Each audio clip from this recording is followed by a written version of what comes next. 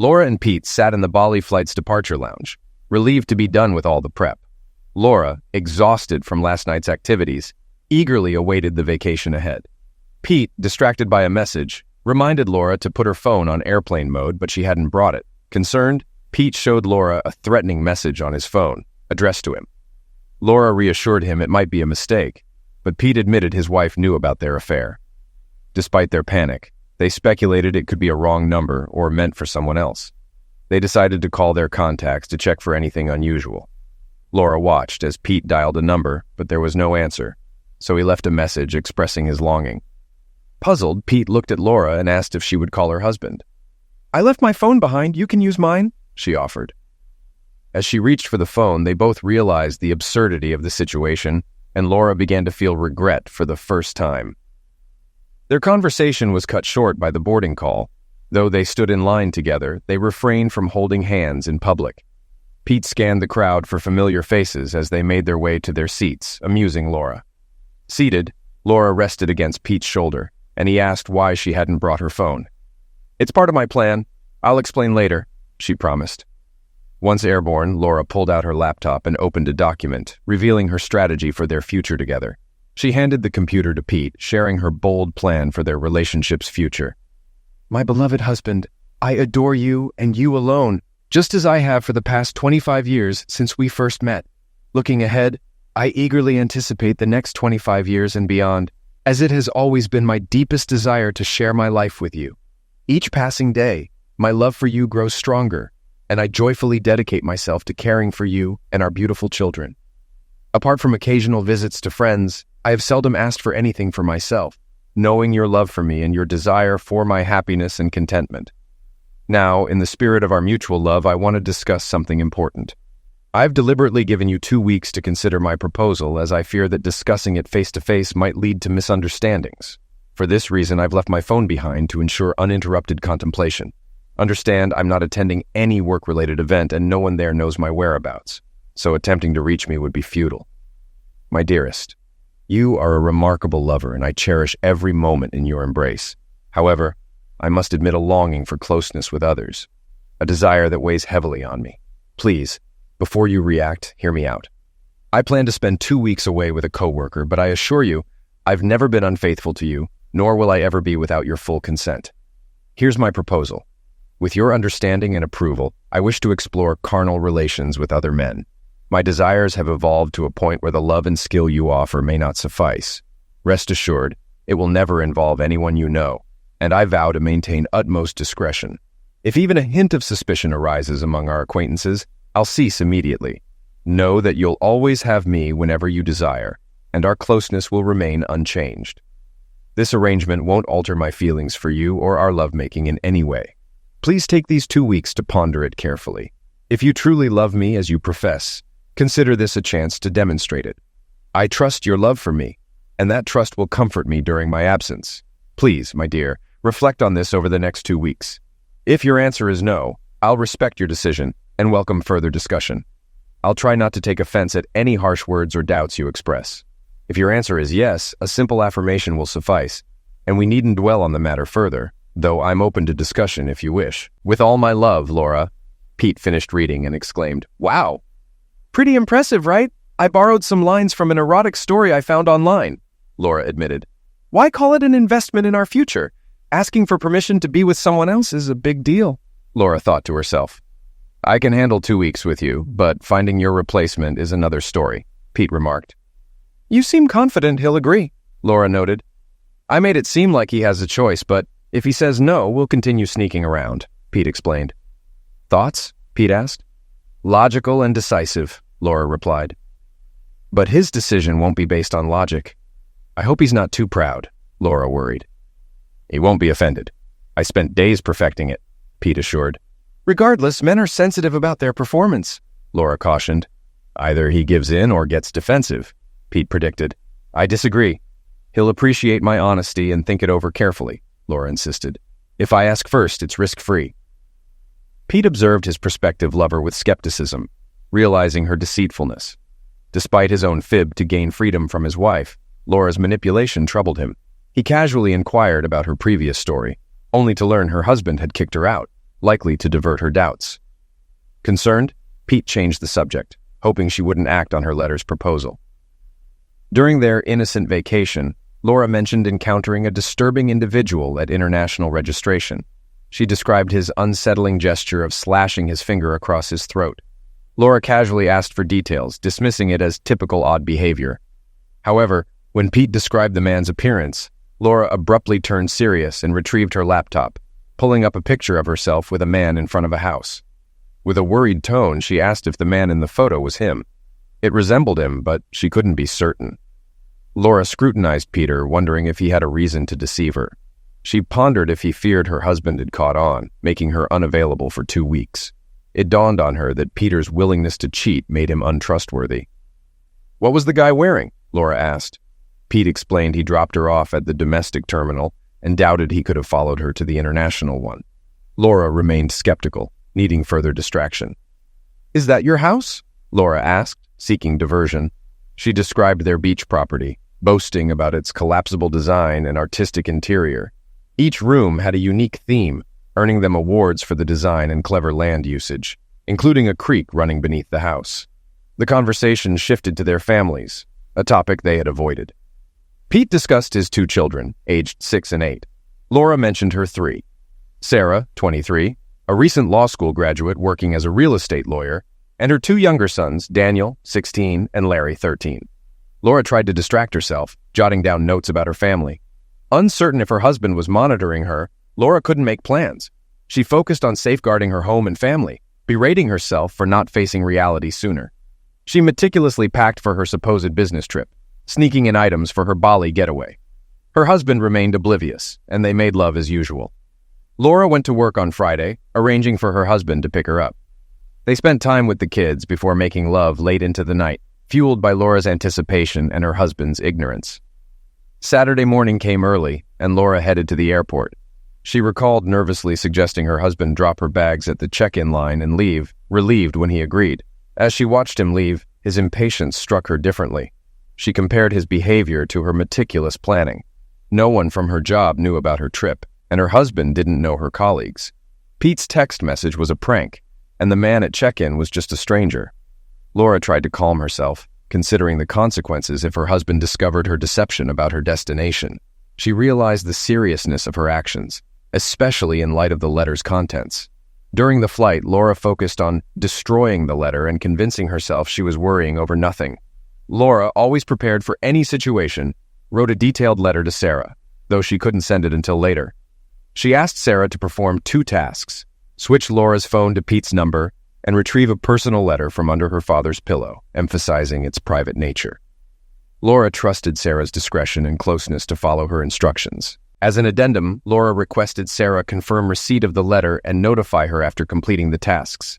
Upon arrival in Denpasar, Laura emailed and called her husband from Pete's phone, receiving no response.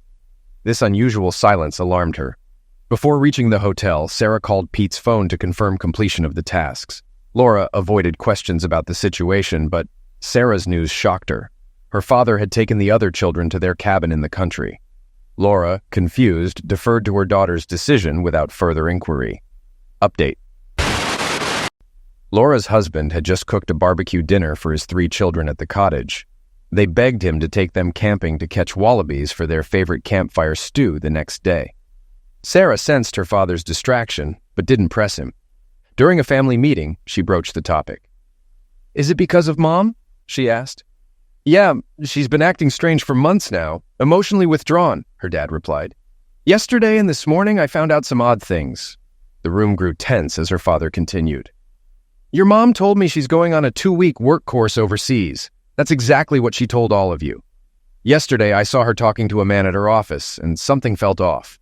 I recognized him as Peter Auer. This morning I found her passport with a visa stamp for Indonesia, dated 3 weeks ago. Bali, where she was reading a brochure last month, is in Indonesia. It's not just interstate, it's overseas." He paused, contemplating his next words. "I didn't confront her. Accusing someone of cheating without proof, especially someone you love, is serious." Sarah stepped in, reminding her father of their family values: honesty, integrity, and respect. The solemnity in the room deepened as they allowed their father time to process his thoughts. "This morning, Mom asked me to drop her off at the domestic terminal and leave. their father began, his voice heavy with emotion. I agreed, but instead I went to the international terminal. I saw Mom checking in for a flight to Bali with Peter Auer, someone from her work. I was too stunned to confront her. Sarah asked, "Do you think Mom lied to us?" "Yes, Sarah, I believe she did," their father admitted, turning away, visibly pained. Seeing him like this, they all enveloped him in a comforting embrace, willing to do anything to ease his anguish. Sarah stepped up once more, asking her father what his plan was. He admitted uncertainty, emphasizing that infidelity would be the end of their marriage. He sent a warning message to both his wife and the man she was with, delaying a decision until he had time to think. Sarah revealed that her mom had left her phone at home, meaning she hadn't received the message. She offered to contact her, but her father refused, insisting her mother must answer for her actions without coercion. Sarah then shared the phone number her mother had provided, matching it with a number on a business card her father had. This confirmed his story's truthfulness. But there was more. Sarah handed her father the letter her mother had asked her to retrieve, urging him to read it. He hesitated, but Larry insisted, emphasizing that decisions about their family were made collectively. Dave gazed at his youngest son, overwhelmed with pride. In the midst of their family's greatest crisis, he handled it with remarkable maturity, surpassing even his own father. They hugged, and Dave began to read aloud, focusing on the third paragraph. It contained a seemingly reasonable request from a wife to her husband, but one sentence exposed a lie that tainted the entire message. After a lengthy discussion, they concluded that their mother's actions warranted serious consequences, possibly even expulsion from the family. Dave defended his wife, urging his children not to let her actions change their feelings toward her. But Larry disagreed, asserting that her lie had already severed their family ties. As Dave observed his son's resolute demeanor, he realized how much they were alike. Update. Laura surprised Pete at the hotel reception by requesting a separate room on a different floor, booked for 2 days with an option to extend. She instructed Pete to unpack and meet her in the lobby in 2 hours. Despite his confusion, he complied and they met as planned. Upon seeing Laura's attire, Pete felt a surge of desire. Despite their close relationship, they had only shared kisses and gropes. Laura explained the recent events, including a threatening message on Pete's phone and her husband's unusual behavior. Pete comprehended the implications, but felt disconnected from the situation's relevance to him. Laura expressed her certainty about her husband's potential knowledge and the consequences of their affair, emphasizing her reluctance to risk her marriage. She insisted they refrain from sleeping together until she confirmed her husband's ignorance. Peter's disappointment was evident, but Laura anticipated his objections and dismissed them, challenging him to consider the scenario from her husband's perspective. Observing his logical response, she remained frustrated by his apparent lack of understanding of her predicament.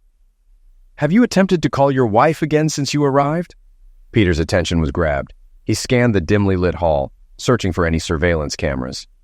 "All right, now you understand. Tonight and tomorrow, I'll sleep in my room alone. When my husband returns and can reach me, we'll resolve this. Until then, stay away from my room, unless it's a public area, and avoid physical contact. If my husband calls, don't answer or send him to voicemail. Locate me quickly. Here are the numbers he'll use. Give me a friendly kiss on the cheek and we'll part ways." Following her instructions, Peter complied, and they both withdrew to their rooms, cautious of surveillance. Had they checked the phone number from Pete's threat, they'd have realized Laura was already significantly impacted, though she remained unaware. Update. Days had passed, and their much-anticipated trip hadn't unfolded as planned. They dined in the hotel restaurant, refrained from physical contact, and Laura dragged a reluctant Peter to multiple clothing stores for new outfits. Despite being together every day in case Dave called, Peter held out until Tuesday evening.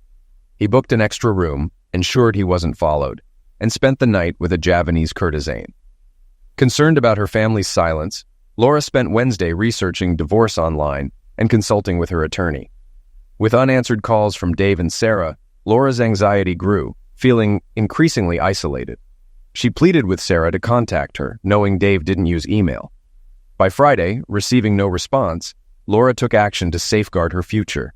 With her lawyer's assistance, she secured the family finances, transferring ownership of a piece of land to a trust with herself and Sarah as trustees.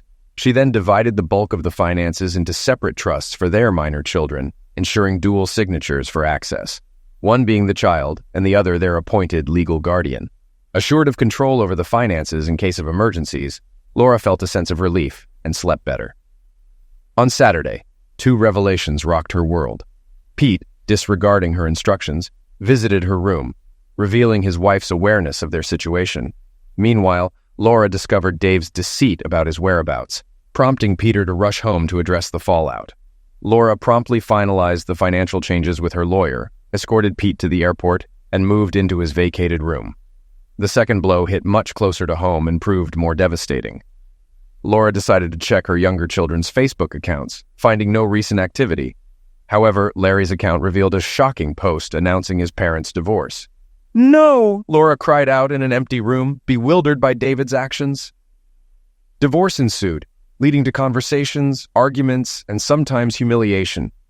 Despite being the family's main provider, her husband's influence on their children had gone too far. Laura prayed fervently, hoping to discern signs that would halt her and Pete's plans before they materialized. Failing that, Dave would soon receive a private investigator's report, confirming nothing untoward had occurred. With Peter gone, all her efforts seemed in vain. As she calmed down, Laura's rational mind kicked in. With no one to talk to, she employed her intellect to analyze Dave's perspective objectively. She deduced that someone other than Dave, likely Peter's wife, had discovered her Bali trip details and informed him. This revelation led her to consider Sarah's potential involvement if she had disobeyed Laura's instructions regarding the letter. Laura retrieved the letter and scrutinized it carefully. Its contents, a mix of facts and falsehoods, could now be known to Dave if Sarah had shared it. Laura realized that Dave's suspicions about her fidelity would extend to all her assurances, including her compliments about Peter. She understood that her actions had shaken Dave's confidence in their relationship, even though she hadn't betrayed him. Realizing Dave's wounded ego, Laura anticipated potential doubts about her faithfulness. She formulated a plan to counter such assumptions, considering when the surveillance might have begun. If it started upon their hotel check-in, the decision to request a private room would have already been noted. Laura pondered, grappling with numerous uncertainties. The once heartfelt fourth paragraph of the letter now seemed like hollow, deceitful words. She dreaded the possibility that Dave had read it. If he hadn't, she felt she could still salvage the situation with careful manipulation. However, if he had, Laura feared that no amount of deceit would suffice. The irony of the situation wasn't lost on her, with her sole hope resting on the private investigator's report proving her innocence in Bali. Reflecting on her actions, Laura regretted her impulsive decision. It took a night of contemplation, fueled by hard drinks, for her to realize her role as the archetypal wife with a secret life. Despite her successful career, she resented her constrained past and sought solace in deceit and infidelity. This newfound self-awareness failed to bring any amusement to her. Laura faced the unsettling prospect of potentially being both a thriving businesswoman and a divorced individual still longing to satisfy her desires. Realizing she couldn't find answers where she was, Laura resolved to return home promptly. She sought to stall any irreversible actions by David, so she drafted a letter to him through Sarah. Keeping it vague, she wasn't sure if Sarah had shared the letter with her father or even read it herself. Laura aimed to navigate the divorce situation cautiously, banking on emerging victorious if things escalated. Being the meticulous planner she was, Laura arranged counseling sessions with local therapists and scheduled an appointment with her chosen counselor online. Afterwards, she prepared for a day tour she had booked earlier, intending to call the airline before departing. Update. Sarah enters her father's house and catches the tail end of a conversation between him and the neighbor. "So, besides informing Peter's wife about your suspicions, what else have you done, Dave?" "Nothing." "Hi, Sarah." "You know John Smith from next door, right? He's a lawyer, too. He's kindly agreed to give me some advice." "Oh, come on, Dave. After all the landscaping tips and assistance you provided me over the years, not to mention all the tools you've lent me, this is the least I can do." "Hi, Sarah." "Hey, John. Are you here to assist Daddy with his divorce?" Well, who's talking about divorce? All we know for sure so far is that your mother lied to us and is spending 2 weeks in Bali with someone. I, for one, will wait to see what she has to say before making any decisions about divorce." "Please forgive my forgetful father, John. He can be quite naive sometimes. Yesterday, Mom's lawyer called me in to sign a trust agreement that effectively relinquishes Dad's control of some family assets. Then we checked all the bank and investment accounts and discovered that most of it has vanished. She's doing everything possible to absolve you, Dad. Admit it. And now this finally reveals her true colors. Sarah handed her father 2 pages of the printed letter. He glanced over them and then passed them to John. Dear Sarah, would you mind printing out the attached document again and giving it to your father? I'm counting on your discretion not to read it. It pertains to personal matters between him and myself. Dear David, I expect you've already figured out that I misled you about the purpose and destination of my trip this week. When I return, we'll have a discussion about it, and I hope you'll hear me out as you always have. Before you make any decisions, please consider 2 things. First, I love you and only you. This has never changed and never will. Second, since we committed to each other all those years ago, I've been faithful to you. I've never been carnal with anyone else. I understand recent events may have caused you to doubt this, and I'm willing to take any necessary steps to prove my loyalty. I suggest a lie detector test upon my return, maybe even right after I land if it's possible. You can ask any questions you like once we address this issue. I want to apologize for any disrespect you feel I've shown you. Please, please, please don't make any hasty decisions. We both know the consequences of divorce. You'd lose the home you've put so much effort into and half of our retirement savings. Think about the impact on our children. Divorce often divides families, and as you know, mothers usually gain custody. Having Sarah and Danielle on my side is expected, but it would be devastating if it created a rift between them and Larry. I know how much you love the kids, and not being able to see them whenever you want would be unbearable for you. So please hold off on any actions until I've had a chance to explain. Looking forward to seeing you soon. Your devoted wife, Laura. John finished reading the letter. If we didn't know what she was doing behind the scenes, this would be really compelling emotional material. What do you mean, John? Dave, you have to realize, in my line of work, I've seen all sorts of tricks. This one is pretty common. Your wife decides she wants out of the marriage. She finds a replacement, takes him for a test drive during a 2-week vacation. It's what's called an affair on the road. If she decides he's the one, she'll come back, quietly move all the assets out of your reach, and then file for divorce. The really cunning ones poison the relationship between innocent parents and their children first, just like Laura started doing with Sarah. Writing a letter portraying you as a wimp that Sarah was allowed to find is one of the most subtle things I've ever seen. The best way to win in a divorce is to deal your partner a complete blow, limit their access to good advice. That means leaving you penniless and then making your children choose who to stay with.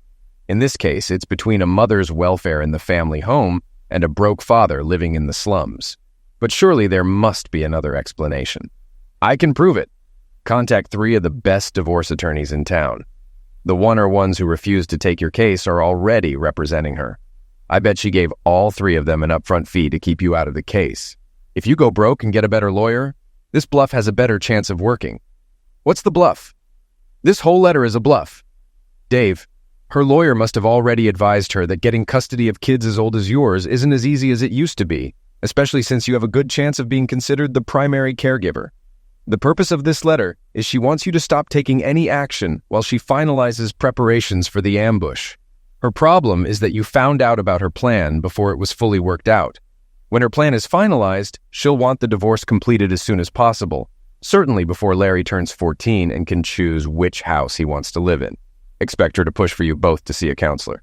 In this country, the courts will only grant a divorce if you've lived apart for 12 months, or if a counselor deems the marriage irretrievable. She may even choose the counselor and use threats to push you. It's common for women to initiate divorce these days. Dave excused himself to ask John who the best divorce lawyer in the area was. He called, gave his name, and requested an appointment. He was informed they couldn't take his case.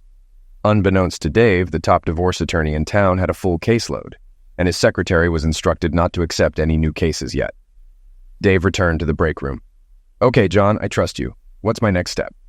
First, give me permission to freeze all finances not already under Laura's control, then limit her access to any remaining shared funds. How do I go about that? Start by canceling all joint credit cards, but I still feel uneasy. She's convincing about still loving me, but it doesn't match the threats in the letter's second half. Dad, are you certain Mom lied? Yes. Sure, Sarah. Do you lie to those you love, Dad? No, I don't. What did you always teach us about successful partnerships? Love, trust, and respect, right? How many of those do you see now? 1, it seems. And how much is Mom demonstrating? None. There you go. Update.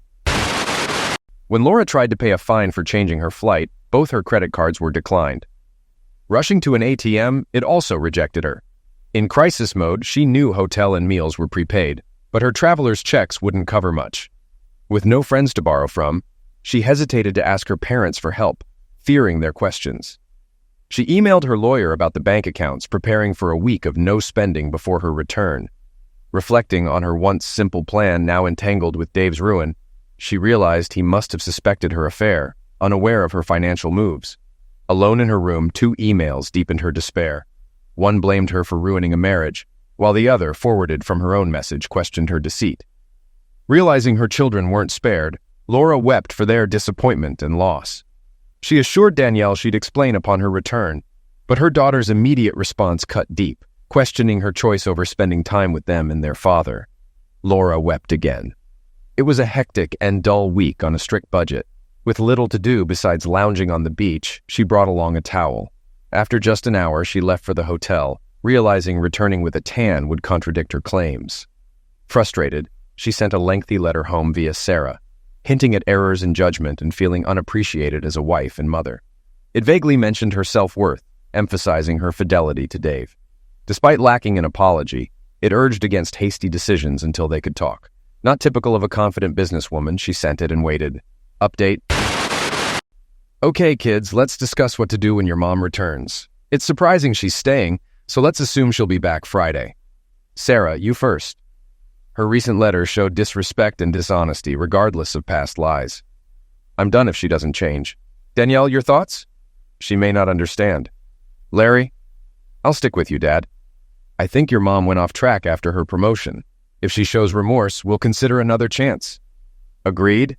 Sarah nodded, seeing stability as key for the younger ones. Dad, despite her last letter, I've seen no remorse. So I have a plan to make her realize the gravity of her actions. Afterward, we'll see how she responds. That's the plan. Update. Laura was surprised by the return letter from Sarah, addressed to Dave and the kids, detailing her expected return late Friday night and plans for a polygraph test. A sense of failure loomed over her. Despite feeling ordered around, she decided to go along with their plan, knowing it was crucial to convince Dave she'd kept her vow.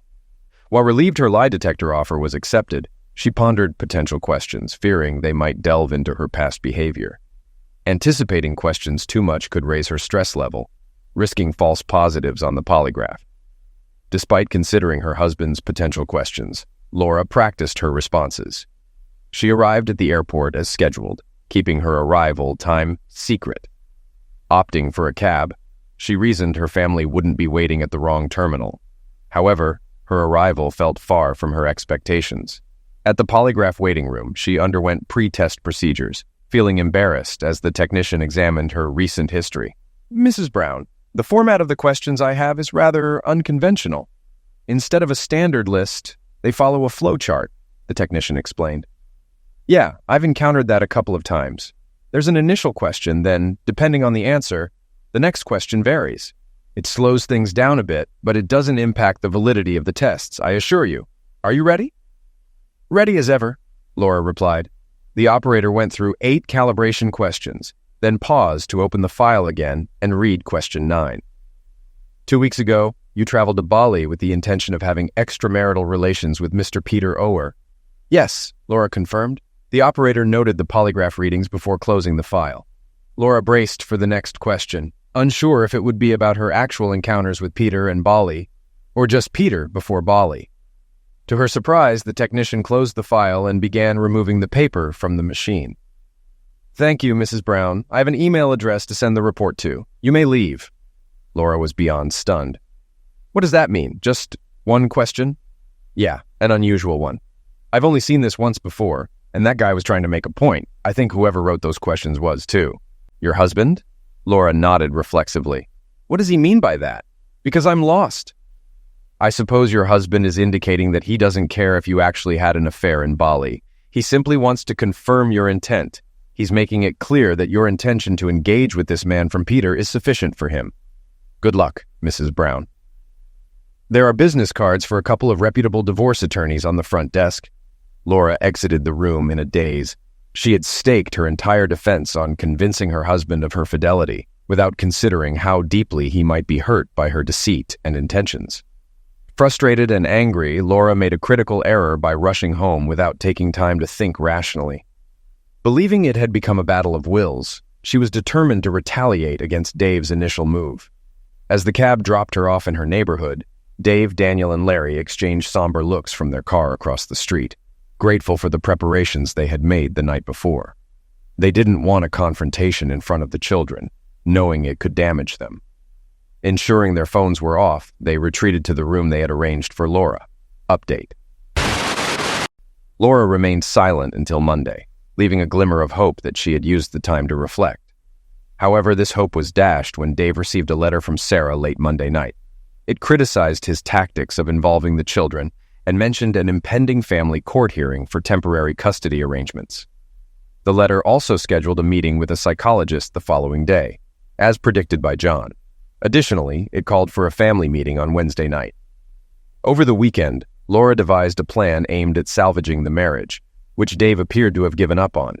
This involved seeking counseling, preferably with a female counselor, to better communicate her perspective to Dave. She also planned to hold family sessions to explain her actions to the children and prepared for the court proceedings to ensure she was well-positioned if the situation worsened. Laura was already seated in the counselor's office when Dave arrived promptly on Tuesday. He immediately took a liking to the woman in her 40s, who had a retro 60s style. The chairs were positioned at a distance, allowing for privacy. After introductions, during which Laura was referred to by her name and Dave as Mr. Brown, the counselor invited Laura to speak first. She recounted the history of their marriage and then presented her perspective on the recent events. Laura admitted to straying from her usual fidelity, acknowledging her mistake in lying to her family and meeting another man, though she emphasized there was no physical infidelity. Upon leaving the session, Laura was shocked to discover her credit cards had been canceled. She expressed regret for her actions and expressed a sincere desire to move past the incident and rebuild her marriage with Dave. The counselor then turned to Dave and spoke on behalf of herself and their children. She addressed the children's grievances, highlighting Laura's deception and absence during a significant portion of her annual leave. Dave clarified that he hadn't initiated surveillance on Laura during her trip to Bali, surprising Laura, who had expected otherwise. He explained that it was only after their daughter discovered evidence of Laura's financial maneuvers that he was advised to cancel his credit cards to protect their family's finances. Once again, Laura was taken aback. She hadn't realized her precautions had been uncovered, nor had she considered how they might be perceived. The fact that both her daughters were actively working against her only added to her frustration. Dave's words finally conveyed the extent of his offense at her actions. Before Laura could respond, the counselor turned to Dave. "What do you hope to achieve with these sessions?" "I hope to understand why my wife thought it was acceptable to deceive her family and plan to be unfaithful." At this juncture, David and Laura's marriage still held potential for repair. However, everything changed abruptly. It wasn't due to the husband or wife, but rather the counselor. When she muttered, almost under her breath, "Oh, we have a dinosaur," Dave, who suspected Laura had orchestrated the counseling to expedite their divorce and deliberately selected a counselor to hinder reconciliation, snapped. He stormed out of the room. Laura, with a slim chance of salvaging the situation if she apologized to Dave, instead directed her frustration towards the counselor. By the time she finished venting, Dave was long gone. The counselor apologized and convinced Laura to schedule an individual session for the following week. She then apologized to David for her inappropriate behavior and had an individual session with him as well. This marked the third compulsory session, after which a decision would be made regarding the continuation or termination of their counseling. Update. The family meeting the next day was another disappointment for Laura. She struggled to grasp that once trust is broken, it's nearly impossible to rebuild. Despite inviting them for dinner before the meeting, Sarah bluntly reminded her of her poor cooking skills, and they arrived at 7:30 p.m. Laura attempted to hug them, but they remained distant. As she sat down last, she felt isolated, facing 4 accusing stares. Despite trying to rally support from Sarah, she found herself alone. Her speech lacked genuine apology, filled instead with excuses and denial. Laura felt undervalued both as a woman and as the family's primary provider. Attention from her husband became routine, and she longed for the admiration single women took for granted. Feeling increasingly insecure, she yielded to the flattery of a younger man. Throughout the discussion, she struggled to meet Dave's gaze, while Sarah scribbled notes irritably. Eventually, the silence from what she dubbed the opposition bench silenced her too. Sarah voiced her disappointment. "Mom, you've let me down again." "What? How?" "You scored 85% on the cliché test. If you'd added, 'no one gets hurt if they don't find out,' you'd have scored 100%. Laura either blushed from anger or from realizing her omission, but it didn't matter. She understood she wouldn't get sympathy from her children while Dave held sway over them. "David, kitchen, now!" Laura demanded as soon as they were alone. Behind closed doors, she confronted him. "Does it have to be like this? Do I have to break you until you come back begging for forgiveness?" Dave looked at her sadly, realizing she was trapped by her nature. "No, it doesn't. If you just did what you know is right. We don't have to end up here. Drop the biased counselor and let's go to court, David." Update. On Thursday, Dave settled into a rented 3-bedroom house, signaling that the situation wasn't going to resolve soon. He also received notice of a preliminary custody hearing for Danielle and Larry scheduled for the following Tuesday. Upon discovering the family court judge assigned to his case, he consulted John. Luckily, it was the same judge who historically favored custody for fathers.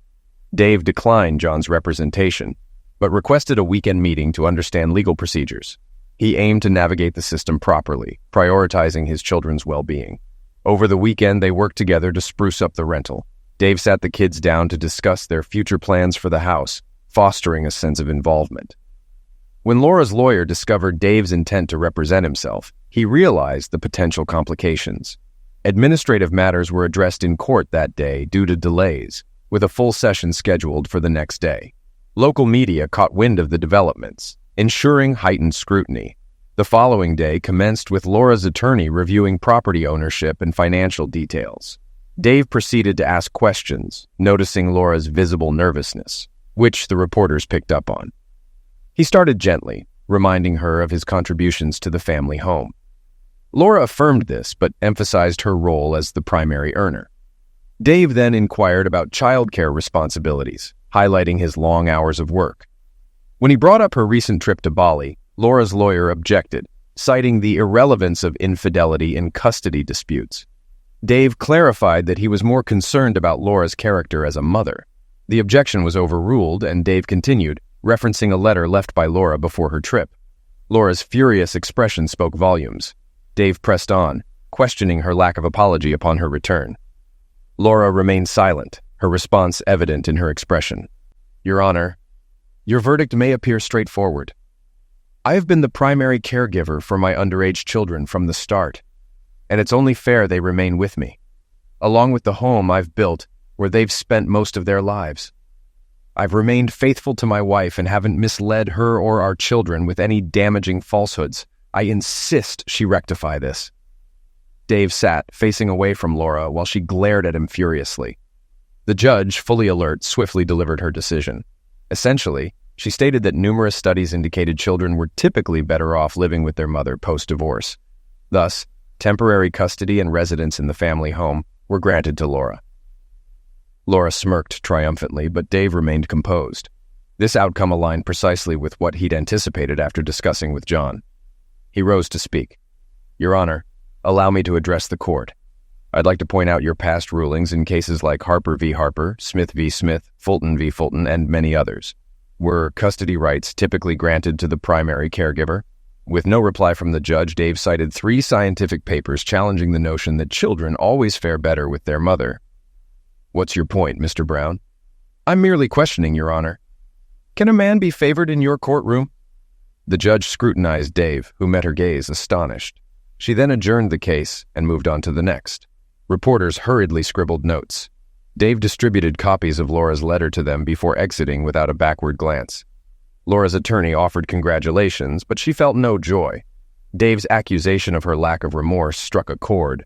Despite feeling cornered, Laura's competitive streak wouldn't allow her to yield. Blaming Laura for his predicament, Dave resolved to correct perceived injustices. He had 3 targets in mind, all needing re-education. After consulting Sarah for advice, he finalized his plans. Upon returning home, He enlisted the help of a federal official to lodge a complaint against the biased judge. He then persuaded Danielle and Larry to spend at least 2 nights with their mother, equipping them for the next phase of his strategy. The following day, 2 critical newspaper articles about Laura and the judge were circulated. Dave saved them and shared them with a contact for further dissemination. Update. Laura arrived home on Wednesday afternoon to find Daniel and Larry there, but their demeanor indicated their protest. When she asked them to prepare school lunches for the next day, their responses were curt. She ended up giving them money for the canteen as she hadn't stocked suitable ingredients.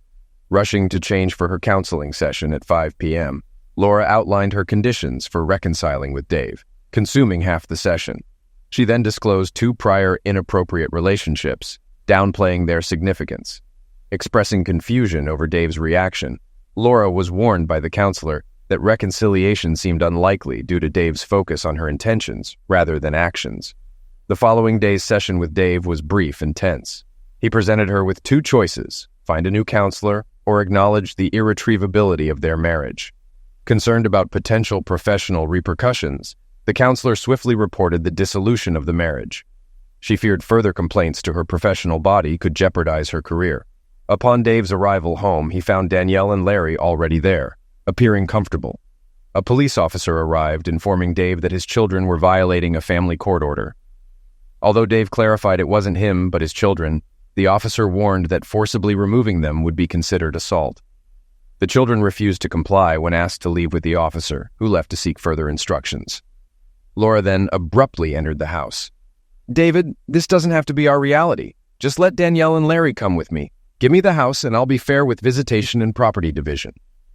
"Laura, please respect my space. I won't coerce the children into a situation they're not comfortable with, which goes against their morals."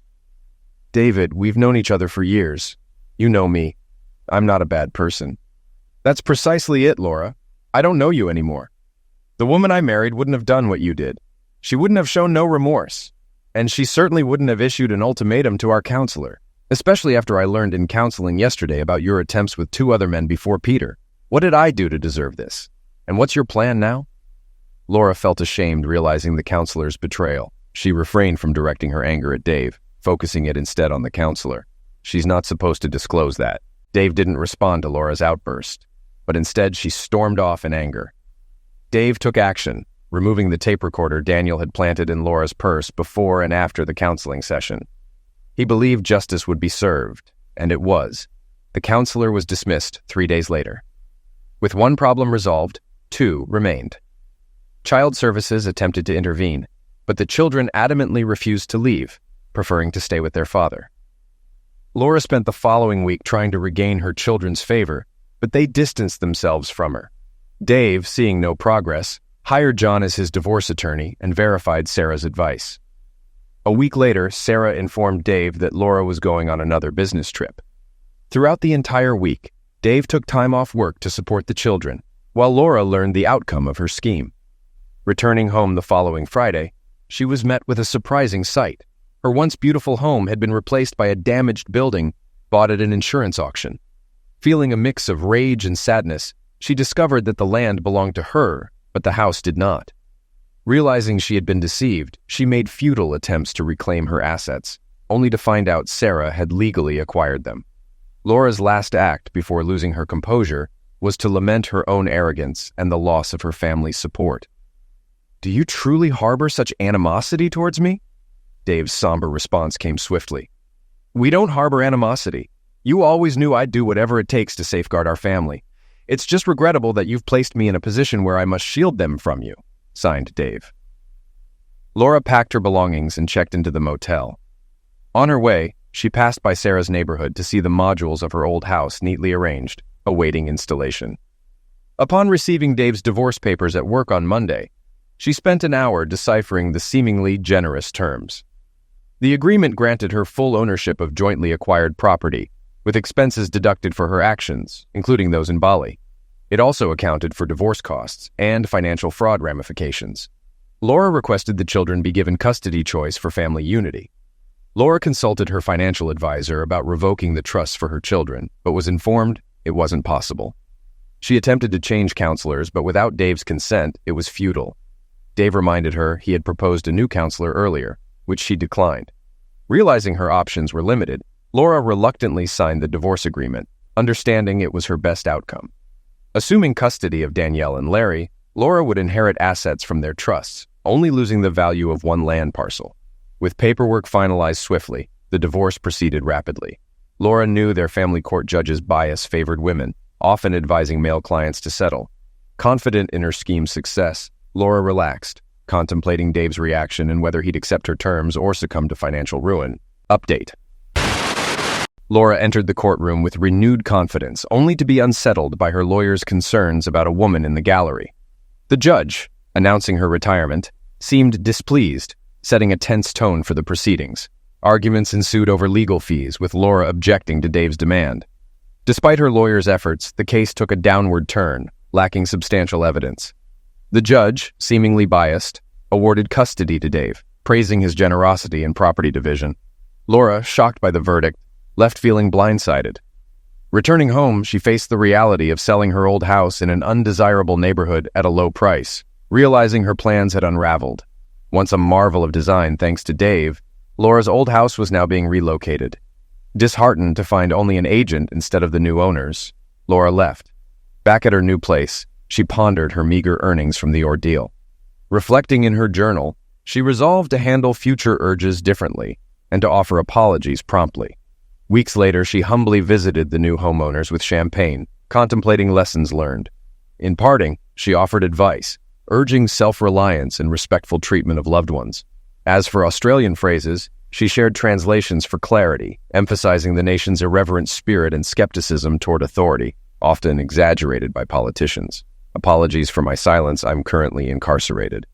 I find solace in tales of past heroes, like the Dutch boy who famously halted a flood by plugging a leaky dam. Inspired, I attempted a similar feat. Now I'm serving time, hoping for release in 6 months. As for political anecdotes, even leaders like Gough Whitlam, known for his wit, face scrutiny. Pressured about his stance on feticide, he famously quipped, "Madam, I am in favor of feticide, and in your case, I would make it retrospective," earning a surprising boost in approval ratings.